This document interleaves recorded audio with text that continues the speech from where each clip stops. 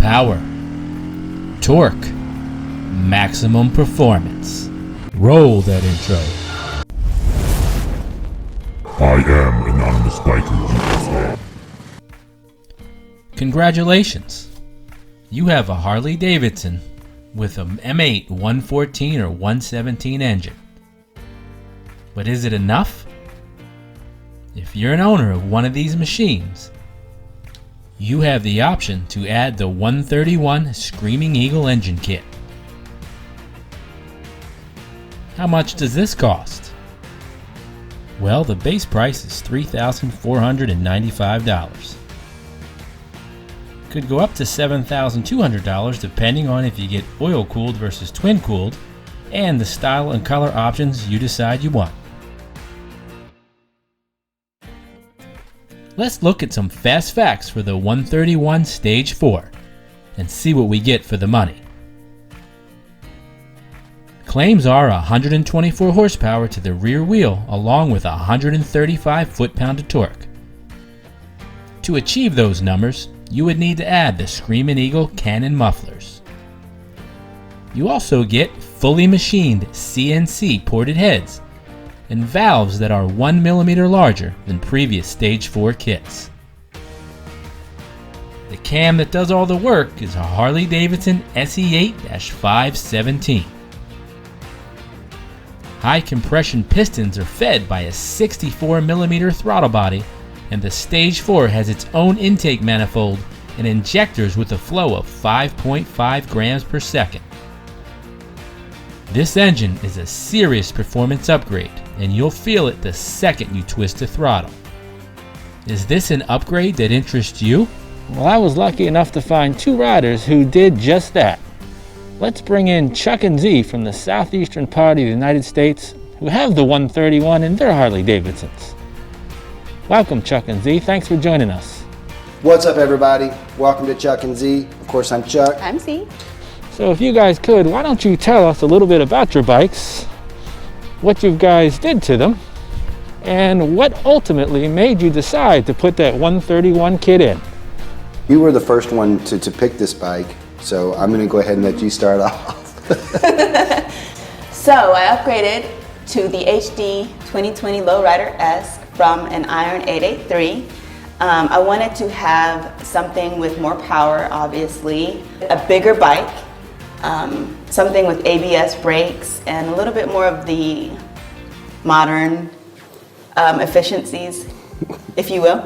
I mean, the Iron 883 is a great bike. Love. I used to hop on her bike and ride it all the time, but it really did feel like going from, the bike that I was on at the time, like I was stepping back about 20-25 years. So rude. It's true. I mean, I just had more technology on my bike. Yeah, that's true.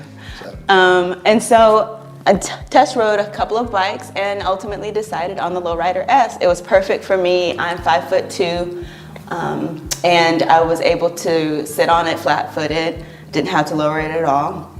And the power, the handling of it, perfect. Love it. So I decided to put the 131 in it because Harley had just released the 131 kit, and I wanted to be one of the first, but also I wanted to just have a bit more power. I was riding Chuck's V-Rod Muscle, which was a destroyer, and it went up to 150 horsepower. Was about 150 horsepower at the wheel. And so I'd been riding that for a couple of months, test riding it and getting used to that power. And so the 114 had plenty of power, believe me. I took the 114 home, was kind of excited and nervous about the 131 because the 114 was plenty power for me. But upgraded anyway because I am a woman of my word. So I kept the 131 going. And as soon as I, turned it on and, twisted that throttle, it was on. You're at a loss for words. I know. I think on my end, something kind of similar in a way. I really love my bike. I wasn't planning on giving up Beatrix, which was my V-Rod. But gosh, when Zee started talking about the lowrider, I started doing a lot of research. I'm a researcher, so I started reading up on the bike and looking at the bike, looking at the heritage, how it came from the Dyna, and you know, I love like the Lost Riders or the Unknown Riders. I love those guys. So I used to like watching them do tricks, and you know, as I was researching hers, it just kind of like grew on me. I was like, man, that is a sharp bike. And then I started getting a little jelly. I started getting a little jealous. I was like, man, that's gonna look good, and that 131 sounds so good, and so I actually decided that I was gonna trade Beatrix. Well, actually, I sold Beatrix, and then I went out and bought Oren. By the way, real quick, a note on our bikes. They're named after, all of our bikes are named after characters from the movie Kill Bill. Yes. Obviously, my last bike was called Beatrix, and her code name was Black Mamba. And then this one is Oren, and Oren's code name is Cottonmouth. That's right. Describe to us the feeling from each of your perspectives the first time you got out on the open road and you laid on the throttle. What was that like? I'll start this one. Torque. My God, this bike is so torquey. You know, again, I came from a bike that had 150 horsepower, 144 foot-pounds of torque at the wheel. And I thought that bike, you know, again, don't get me wrong, I mean, she clearly has more top end than this bike does currently. Part of that's because I have a limiter on this bike and I didn't have one on Beatrix. but this bike feels stronger, it feels quicker, it feels faster. It definitely does feel more nimble too. Obviously the rake on a V-Rod is very, very, very long, whereas this has inverted forks, so she's super nimble. I mean, when we're in traffic and we're having to weave, you know, to try to get ahead of it a little bit. Mm-hmm. I mean, she just responds so well, and I feel the road much better than I used to. And it's not a negative thing. I actually like the feeling. It's like almost like a razor blade cutting across it. But if I were to say what was the first thing that I felt, it was that torque. I mean, you twist it, it's just. I mean, even now, I've been riding her for about 4.5 months. Every now and then, I'll kind of forget. And I'll just twist it, and she just does this. It's the first bike I've had that has made me think that if I don't pay attention, it could rip out of my hands, type of thing. Yeah. For me, it was the torque. Obviously, she feels like a rocket. When we're out on the open road, I can just twist that throttle, really smooth through the gears, and but very, very torquey. This is the first bike I had the Iron 883 for 4.5 years. Had my phone mounted on the bars perfectly, no issues with the camera or anything like that. I don't know if it's the newer cameras, the newer iPhones that we're having issues with, or the newer phones, or if it's the vibrations from the engine. Well, let me settle that debate, because there's actually a huge debate amongst writers right now about, oh, that doesn't happen to Google phones. That's not true. It happens to all phones. It has to do with the vibration messing with the accelerometer in the phone. These bikes have destroyed both of our phones already, and then we went out and got the vibration dampeners, and we're like, yeah, that's gonna fix it. It didn't. The quad lock vibration dampeners, we still have the exact same problem. And by the way, to all you pirates out there, the hell do you need a phone on your bars for? Just, stick it in your pocket, spit in the air, see which way it goes, and follow that. Okay, we get you. It's 2021. It's 2021. I like nav. I'm sorry, I like nav. But anyways, so yeah, that is one little tip. Second tip for that bike. Yes. Get something for your garage to put your kickstand down on, because it is going to wreck your concrete. Everywhere I go, you're just like, oh, Chuck's been here, because you can see the divots from into the ground. Yeah, it's quite a kickstand. How long have you guys owned the engine, and have you found any surprises with it so far? Well, I've known the engine since September 15th, around there, when I got her back from I got mine 3 weeks later. So the only surprise, well, it really wasn't a surprise, because our technician told us that they will get a little hot, and so when we're stopped at any kind of stoplight, when they're idle, it's a little warm. Nothing that you can't, control or handle, but at the same time, that was something to get used to. Now mine's not doing that as much as yours. It may have something to do with the breather, I'm not sure, but mine doesn't get quite as hot at the stops. It does, however, hate idling. It does not want to idle. Like once I get to the light, I've learned I kind of have to not touch the throttle, because if I touch the throttle at all, it's going to, hey, where are we going? It's what it does, and it immediately starts to gear down. So that is one little thing. On mine specifically, along those same lines, it's surprising how much torque is available as soon as I hit the throttle. Now, granted, when we show you the dynos, you're going to see that on mine, whenever I hit it, that torque is just straight up, whereas some bikes have a little bit of a dip. Like I think that has to do with the exhaust, which, you know, you're getting ready to get rid of that dip on yours. I think you're going to love that. But so I just had to get used to the fact that, man, as soon as I twisted, and I'll give you an example, because Beatrix, the V-Rod, she had so much friction zone. I mean, it was just very, I could let that thing almost all the way out, you know. That's true. Granted, I know that's some clutch adjustment too, but also it weight engaged was different. It would slowly engage into it. And this one, man, it just, I mean, if I've got the clutch in and I relax my hand, it's like, let's go. And it's trying to take off right away. So you have to be ready to ride as soon as you go. Which is no problem for me. I'm always ready to ride. By the way, how'd you like I say? I went home to South Carolina just now. When you ready to ride, You need to ride. you gotta ride.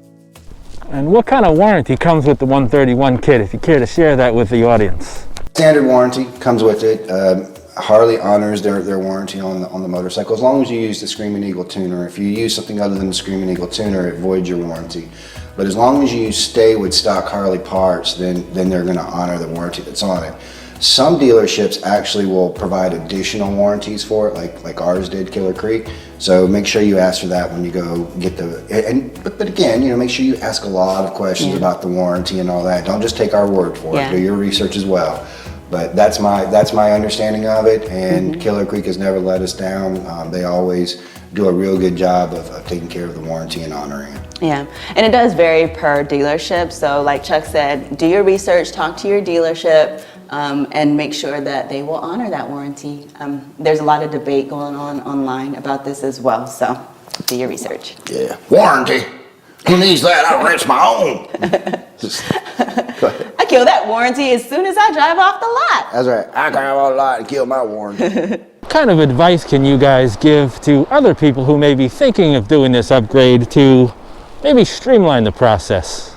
Any advice, tips, or hints? I'll take this one first. Being a female rider, a newer rider, I've been riding for about 5 years now, and I still consider myself a new rider because there's so much to learn about riding and there's so much road to travel. But I would say know how to handle your bike, know your bike, learn your bike really well before you put something as powerful as a 131 engine into it. It is just a matter of safety. What we're doing already is taking a risk riding our motorcycles, right? That's already a dangerous risk as it is, but you don't want to exacerbate that risk by doing something that you feel you're not ready for. So get comfortable. Then if you feel like, okay, I've got this down, go ahead and upgrade your engine. You'll feel like you have a brand new bike. Yeah, my first tip would be, you know, make sure that you know your engine builder. Make sure that you find a really good mechanic to do the install and that they walk you through the steps, they explain exactly what's going to happen, and then that you honestly hold them accountable to that. You know, make sure that you follow the process all the way through. Like I said, we have a really good engine builder, and again, I'm trying to keep that a secret, so I'm not letting everybody know. But you know where he's at. He's at Killer Creek, but he's very good. This is the 4th engine that he's built for us, and he just does a phenomenal job. I like how you tiptoed the, you know, I'm a female rider. Not that there's anything wrong with that. That's a lot of debate, you know. Yeah, but to defend that for a second, you know, not that you need it, but just to say, even me, I mean, I've been riding I was a kid. I started out on dirt bikes, riding through trails in the woods. I did take a little bit of a hiatus, but I've been riding for a long time, and even though I was on a V-Rod Destroyer with 150 horsepower at the wheel, I wouldn't suggest just jumping on this bike. I think that it is definitely a bike that you need to have a little bit of experience before you ride. As I mentioned, the torque in it is just insane. Now the 114, I haven't been on the 114, I've only been on the 131, but I imagine, just from what I can tell, you know, the 114 is going to be a little bit tamer on the torque side, whereas this 131 is again, when I first got on it, I took a couple of weeks to have to get used to the amount of pull that it has, or excuse me, push that it has, as soon as I twist that throttle. So I wouldn't recommend, if it's your first bike, just jump into a 131. I would probably ease into that, but that's just my opinion. Every rider has a different level of experience. Yes. But if you have the means, I highly recommend picking one up. It's so choice. And where in the RPM range do you guys find the most power with the 131? Low end, high end, or is it just constant throughout? If you could talk a little bit about that and what it feels like to actually run through the gears with the 131 and the expectation people can have as they approach, you know, second, third, fourth, fifth, and so on. Where in the RPM range do I feel most power? All RPMs? All gears. From the get-go. OREN, mine, the silver one, is pushing out 131 horsepower and 141 foot-pounds of torque. I have the S&S Race Only Super Street 2-in-1 exhaust on it, along with the Heavy Breather, the Screaming Eagle Heavy Breather Elite. It's actually the newer one, so it's not quite out as far from the bike as the older one, so it's really sleek and compact. Again, this combination has such a great torque curve on the very front end of it. It is just phenomenal when you twist that throttle, and the sound.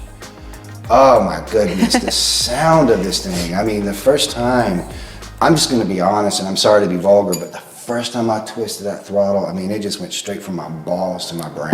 I mean, it was just like, oh God. No, it's like, as soon as you go put that first gear in, it's going, and you gotta get the second gear really quick. Third and fourth, it's just pulling all the way through. Fifth is pulling all the way through. It doesn't stop pulling. If it wasn't limited, it wouldn't stop pulling. What about yours, Zee? So mine came with the D&D 2-in-1 a Willow Cat exhaust. A lot of power with that. That's where I'm getting 136 horsepower versus his 131. We're gonna see if that actually holds with the new exhaust. And 144 foot-pounds of torque at the wheel. I have the Screaming Eagle Heavy Breather Ventilator Extreme. I would say that my gears are, you know, you hit that first, you want to get into second pretty quickly, but I pretty much ride in third and fourth if I'm on just regular roads. Like, you know, I don't even have to go into fifth half the time. Yeah, I'd say that a lot of times I'll be on the interstate and forget I have sixth. That's honestly. true. I'll be Like, riding. oh, there's an extra. Like, let me check. Oh! Coming from an 883, that's the best feeling. Like, there's no limit to where you can go with this thing. You know, it just feels like, it just feels really good to have those extra long gears that you can just hit that throttle in third and pick up speed, hit that throttle in fourth, pick up more speed, fifth, more speed, even in sixth at 65, 70 miles per hour. You hit that freaking throttle, you can, so it's pretty cool. So guys, any other upgrades that you guys plan on doing with your bikes? Care to share? We are actually upgrading some parts of our bikes. We partnered with S&S, and I'm adding a race-only Super Street 2-in-1 exhaust, just like Chuck's, and a stealth air cleaner. And I'm jelly of that. That thing's sharp looking. yeah, I like my heavy breather, but that one's it is. sharp It's looking. pretty sharp. And of course, the 550 cans. That's gonna give us some extra torque. So all that torque and all that stuff we were talking about, you know, like it's gonna rip it out. It's not enough.